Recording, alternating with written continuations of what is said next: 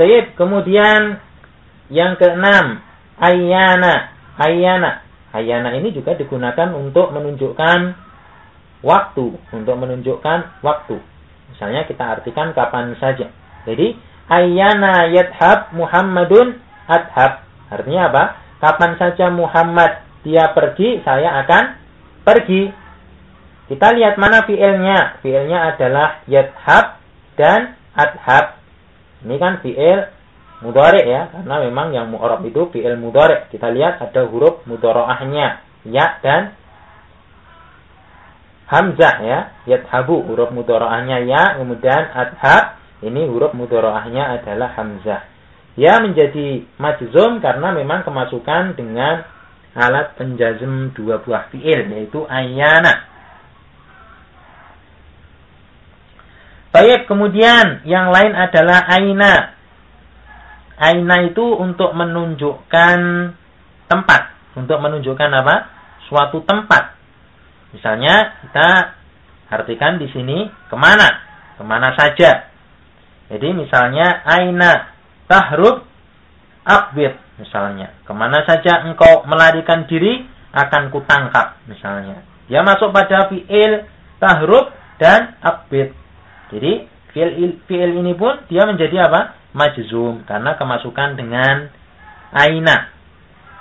Kemudian fi'il yang dia kemasukan dengan alat-alat penjazm tadi perlu saya sampaikan, dia dua-duanya menjadi majzum karena memang apa? Sekali lagi, karena memang fi'il-fi'il ini dia kemasukan dengan alat penjazm dua buah fi'il. Jadi memang intinya dihafal. Kemudian yang ke-8 contohnya adalah haitsuma. Haitsuma ini maknanya juga untuk menunjukkan tempat ya, artinya kemana saja. Jadi contohnya kita sebutkan haitsuma tadhab attabi misalnya. Kemana saja engkau pergi, aku akan ikut.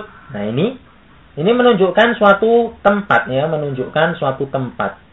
Kemana saja kamu pergi, aku akan ikut. Nah, ini juga masuk pada fi'il tadhab dan attabi. Kemudian yang selanjutnya kaifama. Kaifama ini untuk menjelaskan hal atau keadaan dari suatu fi'il ya, keadaan dari suatu fi'il. Artinya dapat kita artikan bagaimana saja.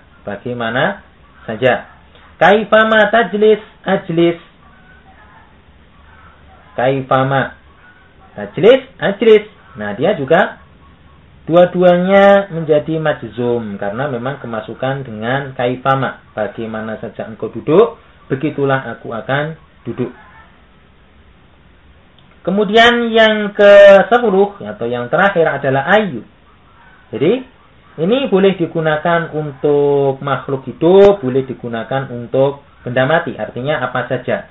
Kalau tadi kita bahas untuk man, dia kan untuk makhluk hidup. Kalau ma untuk benda mati. Tapi kalau ayu di sini dia lebih fleksibel ya.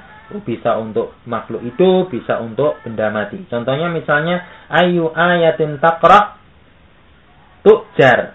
Ayat apa saja yang engkau baca, engkau akan diberi pahala. Dia masuk ke ayah. Nah, itu merupakan kelompok-kelompok dari alat penjazm dua buah fi'il. Intinya apa? Intinya kita mengenal bahwasanya di sana ada alat-alat penjazm sebuah fi'il, kemudian juga ada alat-alat penjazm dua buah fi'il.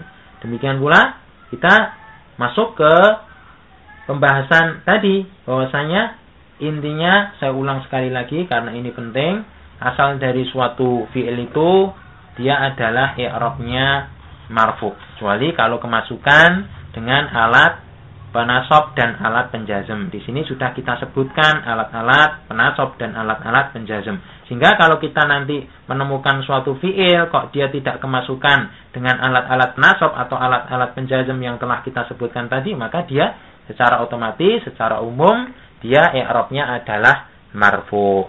Baik, mungkin dapat dipahami kita bersama, karena intinya pelajaran kita kali ini cukup mudah ya, dihafal saja nanti sudah beres ya, sudah paham insyaallah.